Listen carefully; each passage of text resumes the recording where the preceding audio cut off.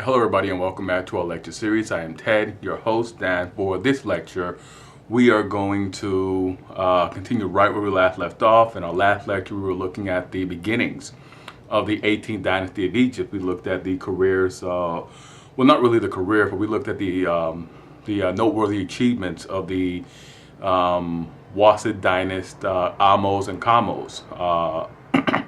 They spearheaded the Egyptian resistance to the Hyksos. They pushed the Hyksos first out of overlordship of Upper Egypt. They broke all the tributary obligations, and then they mounted a very successful campaign combating and defeating the Hyksos in Lower Egypt. They sack and they take the city of Aris in the marshes, and then they began to project Egyptian power into the southern shores of the Mediterranean. They invade the land of Canaan, the ancestral homeland of the Hyksos. They do it first for retaliatory purposes. There was a lot of anti-Asiatic, anti-Hyksos feelings. They would manifest themselves, and the Egyptians would sort of develop this sort of formula called the bile foreigner or the bile Asiatic, and they would sort of take to depicting Asiatics as deformed, grotesque, and they would often put them on the floors of entryways, particularly the temples, to sort of show that the Egyptian peasant, the Egyptian commoner, trods over the Asiatic, a very real symbol of their dislike, their intense dislike for the Hyksos invasions and the 150 so years of Hyksos rule over Egypt. And the kings of the 18th dynasty, they really spearhead this, and where we left off, we were looking at them reorganizing the Egyptian empire. At this point, the new kingdom forms an empire to become a great imperial power in the ancient Near East, in addition to being an imperial power in Northeast Africa. They invade and they take over large swaths of Nubia. They reorganize Nubia into a new national subdivision. They project power into the eastern Levant, to the southern eastern Levant, and they reorganize that area. And for the first time, Egyptians sort of set up outposts, and they regularly appoint governors and other royal bureaucratic officials who are able to collect tribute, regular tribute from the local dynasty, the local princes of the southern Levant. And they also project westward into what they call Libya. And again, Libya is just a watchword that the ancient Egyptians used for anybody who lived west of the Nile River Valley. And from there, we'll pick right back up with the story of the 18th dynasty, and we'll look at Egypt under the 18th dynasty. Now, the kings of the 18th dynasty were able to conquer and incorporate large amounts of area because the two peoples shared a culture and a religion, and this is looking into the Nile River Valley in particular. They were able to do this because they shared a similar culture and religion and were interrelated to the Nubians. And the Nubians also had a very proud martial tradition, and they were also not unified. They were still in petty kingdoms, city-states. They were still organized along those lines, so the Egyptians had an easy time incorporating them into their imperial structure. Now, the Nubians had long and proud traditions of autonomy, and they resisted efforts by any one Nubian dynasty or any Egyptian dynasty to unite them to sort of establish hegemony over them. The expansion of Egypt will come to an end with the death of Thutmosis II. Thutmosis II, when he died, he was succeeded by his son, Thutmosis III. And Thutmosis III, because he was a boy king, when his father died, his government was placed under the regency of his aunt/stepmother, a woman called Hatshepsut. And Hatshepsut was the daughter of King Thutmosis I. Hatshepsut, the sister wife of Thutmosis III, they shared the same father, but they had different mothers. And Hatshepsut would slowly increase her authority and power, moving from co-monarch moving from regent to co-monarch with Thutmose III. And Thutmose III really sort of drops off of the scene.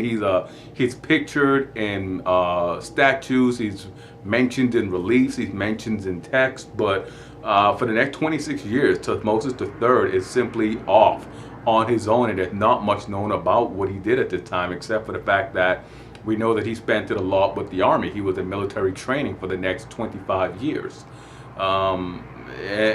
He's not well attested to at all in the official records kept by Hatshepsut.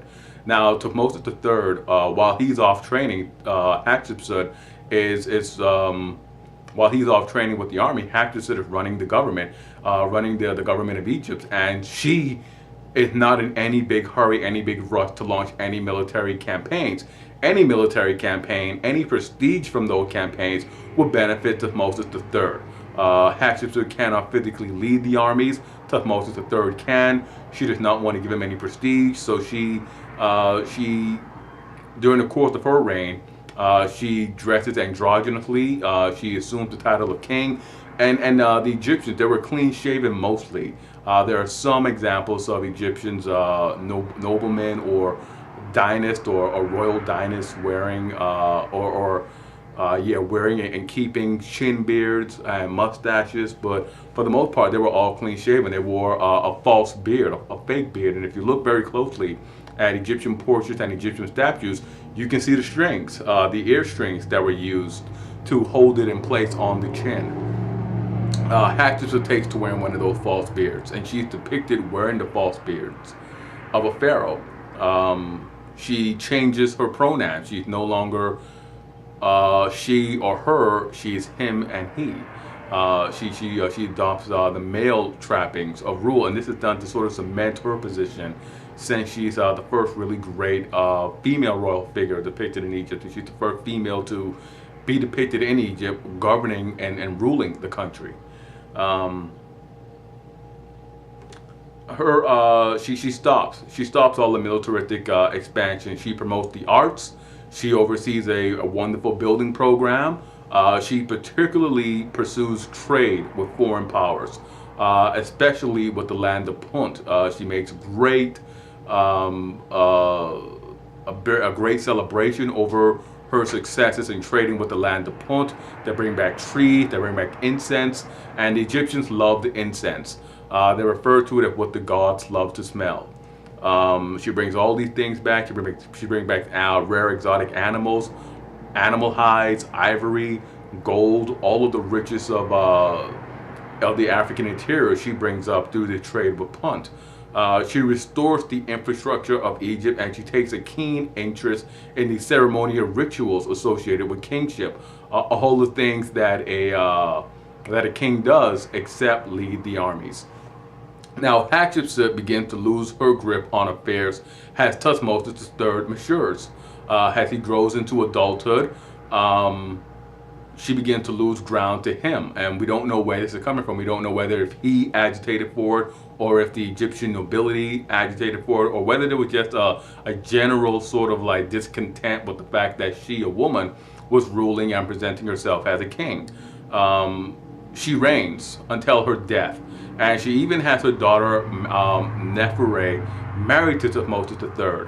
Now, Thutmose III, his reign witnesses something strange. During the early part of his reign, all records of Hatshepsut were erased or hidden. Public inscriptions she made were altered to show Thutmose III, and a great controversy exists and rages as to why there was this erasure. And again, some people argue that it was because Thutmose III was resentful that she usurped power. Others argued that her reign came to be seen as a national shame, the breaking of Ma'at, based on the usurpation of regnal powers from Thutmose by Hatshepsut. In any event, Thutmose III, his reign, once he fully steps into the kingship, his reign is nothing more than a series of stunning military campaigns. And during the long period of inactivity under Hatshepsut, there was some members of the military who grew disgruntled with the fact that they could not go up there and flex their muscles. The Levantine princes grew independent, and almost immediately As soon as he assumed full royal power, Thutmose III leads a large royal army into the Levant and restores Egyptian dominance. He scores an incredible victory at the Battle of Megiddo. Megiddo is still talked about by military historians, and it is a high point, a focus point of Egyptian historians, people who study ancient Egypt. Thutmose' victory at Megiddo is it's a true testament to leadership, to the organization of the Egyptian army, and just the sheer will to dominate, I guess, projected by Thutmose III. Now, Thutmose' victory ushers in a new era in Egyptian international prestige. Thutmose III will go on to lead campaigns for the next 23 years into the Near East. He would campaign in the Levant and the Levantine shores. He would campaign in what we now consider the area of Syria, Greater Syria. He would campaign into Mesopotamia directly. He would cross the rivers and campaign in the old heartlands of the Akkadian of Acadia and into Sumeria. He would campaign all the way down there. And really, he would just be continuing the martial tradition of a dynasty. Dynasty 18 was a military dynasty. They were proud, they were lauded as strong warrior kings. The king is now depicted in full battle dress on Egyptian reliefs. The blue crown of war, is featured prominently on many post 18th dynasty reliefs and images of the king. The king is shown in this warrior facade, and the warrior has this all-conquering warrior. Now, succeeding kings will be depicted firing arrows from chariots in their battle dress. This will be a recurring feature in Egyptian art. Now, the Hyksos are again the cause of this change. Their invasion spurred a change in Egyptian feeling toward foreign adventures. The humiliation of the invasion resonates with the Egyptians for a very long time. Thutmose III creates an empire along the eastern shores of the Mediterranean. He advances into Mesopotamia. It is his armies that made the observation about the Euphrates River. Thutmose brings the Egyptian kingdom to the forefront of international affairs by capturing Asiatic tribes and Levantine dynasts. Thutmose does something really remarkable at this point. He uses the scribes to conduct international affairs and maintain diplomatic relations with the Mitanni and the Kassites, both in Mesopotamia and in Asia Minor. He takes the Levantine dynasts and he rears them. He brings them up as Egyptian noblemen. He has them marry Egyptian noble women. Literally, he ensnares them with the trappings of Egyptian civilization. He does this to cement bonds between these future rulers and the Egyptian court with the Egyptian state. The empire in the Levant transforms Egypt. New sources of wealth flow in from the tribute, from the grain, from the oil, from the wine, cattle, and of course prestige goods. This wealth allows the kings to increase and modernize their armies. At the end of Thutmose III's reign, he could launch 5,000 chariots into battle, complemented by support armed corps and of course heavy infantry. Thutmose brings in slaves, large amounts of slaves from his campaigns. They are distributed in small amounts amongst the nobility, amongst the priestly families, and really more importantly, at the great religious centers, places such as Memphis and Karnak and Luxor. These slaves, these Asiatic slaves, mostly from the Levant, from the Levantine shores, they enter Egypt and they mix in with the population above the cataracts. They bring with them their languages, food customs, art, jewelry styles, all of these things, all of these interesting, unique attributes they bring with them, and they are assimilated quickly into Egypt with no major hiccups. And again, we don't know that there aren't any major hiccups. We do know that there were no major rebellions. We do know that the army didn't have to go in and, subdue slave uprisings. The Egyptians were very conscious to not present images of military defeats and internal discord. The lamentations literary genre is a sort of aberration to that. But no other Egyptian era really shows the people bemoaning tragedies. There's no great bemoaning of tragedy. There's no great mourning of any kind in Egyptian royal society. The great families benefited from the imperial expansion, and they will rise to monopolize the offices, and they will grow wealthy from the patronage of the kings of the 18th dynasty. And the drawback to this is that the priests and the great national cults are growing wealthy and powerful. They're really on a level, on par with the kings of Egypt, with the kings of the 18th dynasty. The priests were rising in prestige and becoming a burden to the kings. Hatshepsut, during her reign, she moves the capital from Waset to Memphis. And this is done to bolster her support amongst the elite of Lower and Middle Egypt. Thutmose keeps the capital at Memphis, but he uses Memphis as a training center for the Levantine dynasts, so that they will be trained in Egyptian culture, so that they will be inculcated with Egyptian culture. The successors of Thutmose, they attempt to arrest the prestige of Amen and the power of the priest of Amen. They begin patronizing other gods. They bring back Ra. This doesn't work well because the other gods, mainly because the gods Amen and Ra have been syncretized into Amen Ra. Amen and his priests continue to draw more prestige and wealth and influence in Egyptian society. Now the kings, meanwhile, are becoming more and more dependent on the Levantine resources. To break the power of Amen, the kings increasingly turn to promoting other solar deities. Solar deities are chosen because the sun holds extreme importance in ancient Egyptian philosophy, theology, and generally their social outlook. They're dominated by the sun, so their chief deity, of course, is going to be a solar deity. Now, King Amenhotep IV would take this policy of promoting new solar deities and combating the power of the priest of Amun to a new level. And he introduced a new idea to the world. Amenhotep IV will go on to change his name to Akhenaten.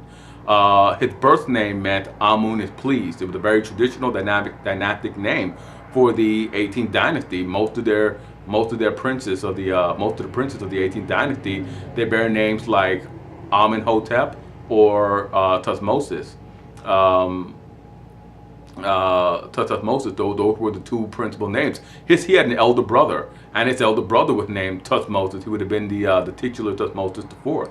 But Amenhotep, he had a traditional name like his father, Amenhotep II, and Amenhotep III. I'm sorry, he had a traditional name Amenhotep like his father, Amenhotep.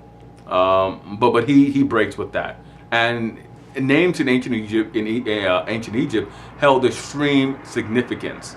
The name Akhenaten means beneficial to the Aten, and the Aten was a minor solar disk, a minor solar deity that he began to popularize. And the name had been popularized by a preceding dynasty of the 18th dynasty.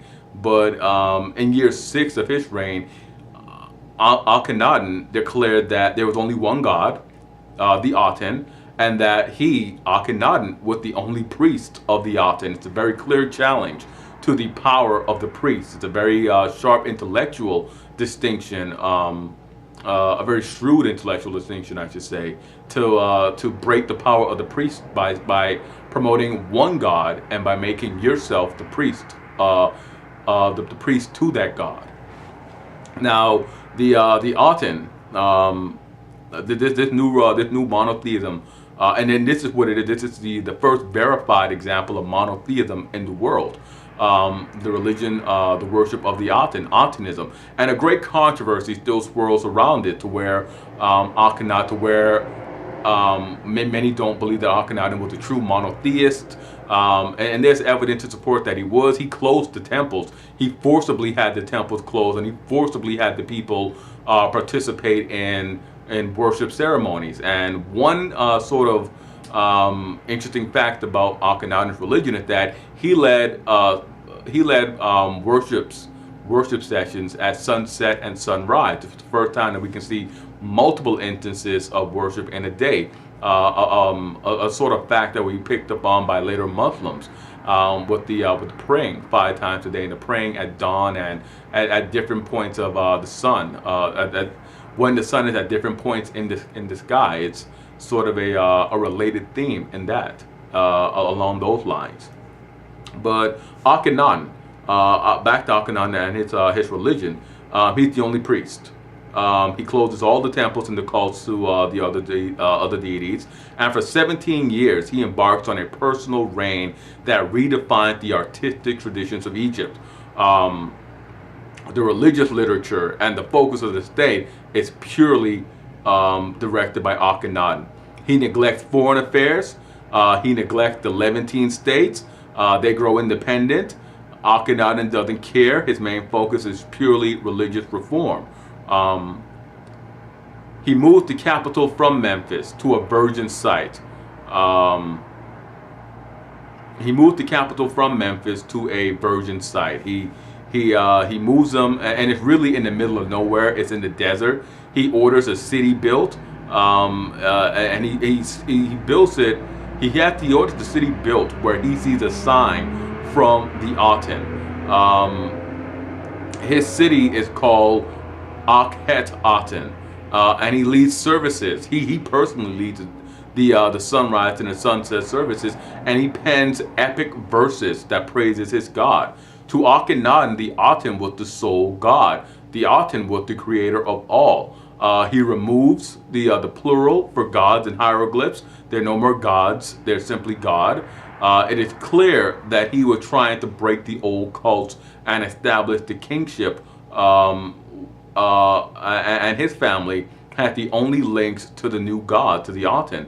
The only source of wealth and the elimination for once and for all of the threat of the priestly caste. Those are very clear. What's also clear is that there are no rebellions against him. There are no attempts to put him out of power or to break his religion and restore the old rule. His one god, however, does not catch on with the people. The only people to really follow Akhenaten were those with nothing to lose. The established elites, they refused. The established people refused to follow him. They refused to go with him. They refused to abandon the gods that they had served their whole lives to. And it's interesting to note that when you ask someone who may be 80 years old, on the precipice of death, to say, Amun is not the god for you. Your new god is the Aten. That's a lot to ask. The priestly family, they were facing ruin and destruction. They were loath to abandon power, their prestige, their position in society, and go back to being, if they were lucky, maybe members of the middle class, or still recognized as elites. They were loath to do that. Now, Akhenaten's experiment in the desert ends with his death. He's not killed. He simply dies from natural causes. And the ascension of his son Tutankhamun, who is almost immediately renamed Tutankhamun, and that's the King Tut that we all know, in a clear move to distance himself and the dynasty from Akhenaten and what it's regarded as Akhenaten's heresy. Tutankhamun is a minor king. He's the most unspectacular member of Egypt's greatest family, of one of antiquity's greatest ruling dynasty, and maybe the greatest ruling dynasty of antiquity. There's a very strong case to be made among many cultures that the ancient dynasty of Egypt was like the apogee of royal administration, royal power, royal administration. But Tutankhamun is a very unspectacular member of that family, but he is the most famous member of that family, and he's famous for being so unremarkable. He's famous because of his tomb. His tomb was the only tomb ever discovered in ancient Egypt that remained intact. He was so unremarkable that grave robbers simply overlooked him. Nobody made any effort to find him. Nobody knew about him probably, and they were able to simply go in and plunder. They weren't able to locate the tomb, so they weren't able to plunder it. And when Egyptologists discovered it, they were astounded by the wealth, by the riches that his tomb contained. And it's really sort of sharp. We have this sort of moment where we sit back and we think that we have to imagine that a king like Snefru or Khufu, who had great resources at their feet, what would their tombs have looked like?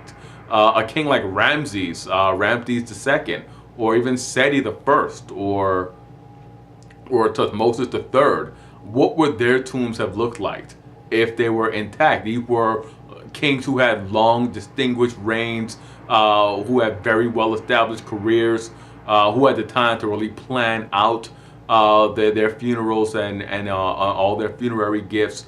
What would their tombs have looked like if they devote this amount of goods to a minor king, a major king? We can only sort of fantasize about it. But he dies, and he dies young, Tutankhamun. It reveals a lot. His tomb, it's intact completely, and it reveals a lot about the burial goods that were left for a king. Tutankhamun was also the last member of the 18th dynasty. He was the last male dynast. After him, he dies, and he married his half sister, Anka-es-Pa'aten, or Anka-es-Pa'amun. After his death, we only know of 2 instances regarding her. And this is another controversial issue when we get into the causes and the death of Tutankhamun, whether it was natural or whether there was some sinister aspect to it. His wife, she wrote a letter to the Hittite king, and she requested that the Hittite king send one of his sons so that the Hittite king's son can marry her. We do know that the Hittite king investigated affairs in Egypt, and we do know that after the death of Tutankhamun, Egypt was in chaos. It was in turmoil. There was no king. There was no clear royal succession. There were a number of contenders. Many people were trying to marry her because she was now viewed as the key to she was the last living member of this dynasty, and many viewed her as the key to the kingdom, so to speak. The Hittite king immediately sends one of his sons, and because this is a royal dynast, he's not sent by himself. The Hittite king handpicks advisors to go with him.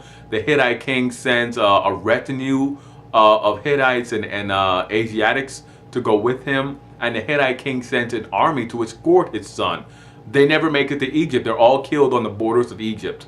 We know for certain that the Hittite prince was sent and that he and his entire retinue are destroyed. They never make it into Egypt. Anka-es-Pa'aten, she marries the royal advisor, the chief royal administrator for Tutankhamun and for Akhenaten, a man called Ai. Ai becomes the next king of Egypt. And we don't hear anything else from Anka-es-Pa'aten. She sort of just falls off of everybody's radar. Tragically, she falls off of everybody's radar. Anka-es-Pa'aten's and Tutankhamun's death, they bring the full dynasty to an end. Ai takes over, but Ai is an old man. Ai served under Akhenaten, and he served under Tutankhamun. He doesn't have a lot of time left, and he dies. And Egypt is faced with another crisis because Tutankhamun and Ai, they both die without having any children. They don't have any sons. Now we know who succeeds Ai. His reign doesn't last long. He's an old man. He's succeeded by a general named Horemheb.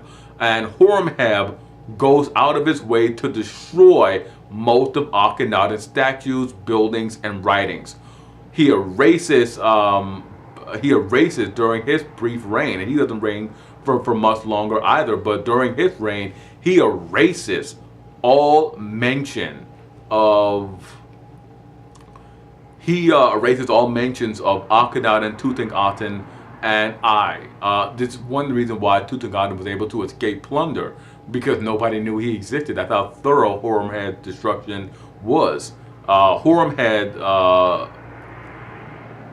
Horemheb sets about righting the many wrongs that he perceived Akhenaten to have committed. Chief amongst them was neglect in the Levantine provinces.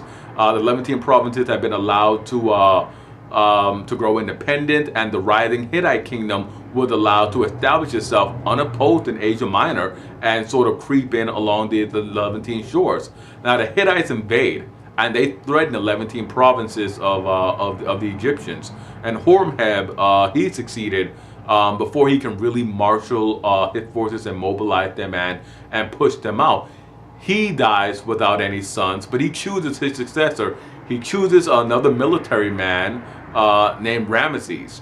And Ramses is chosen. Ramses is an old man. We have the situation in which Akhenaten dies in middle age. Tutankhamun, or Tutankhamun, he dies around the age of 18, 19, before he has any male children. And Horemheb and Ramses, they both reign for short. They both have short reigns, and they're all old men. Ramses, the reason that it's not such a big deal that Ramses doesn't reign that long is because Ramses is a family man. Unlike Tutankhamun, and Horemheb, Ramses the first, he has a wife, he has children, he has grandchildren. So the sort of crisis that was sparked by the death of Tutankhamun and the death of Ai do not repeat themselves after Horemheb. Horemheb chooses his successor, and he chooses a man with a wife, children, and grandchildren. We can see three generations of kings after Horemheb. We can see Ramses is being succeeded by his son Seti the first, and by his son succeeded by a grandson, Ramses the second. And Ramses' family, they're known as Dynasty 19. Ai and Horemheb are really counted mystically, for some reason we still count them as being members of the 18th dynasty, though they're not related by blood. They don't share any descent from Tutmosis III or from Amenhotep III or from Akhenaten. Now, the kings after Ramses, the first, they go into business and they immediately begin to contest the Hittites. They launched generation, they launched invasions, they launched incursions into the Levantine provinces, and they succeed in battling the Hittites to a draw, but not really much else. And from there, I want to break in our discussion of the Egyptians, and I want to sort of meander away a little to discuss what was happening in Nubia. We've alluded to Nubia, but we haven't really discussed what was happening in Nubia. And it's at this point that I want to go back and sort of look at developments in Nubia. So as always, hit like, subscribe, and comment. Let me know what you thought about this lecture. Things are really heating up in the Nile River Valley. And when we come back, we'll look at ancient Nubia. I am Ted, and I'll see you guys next time.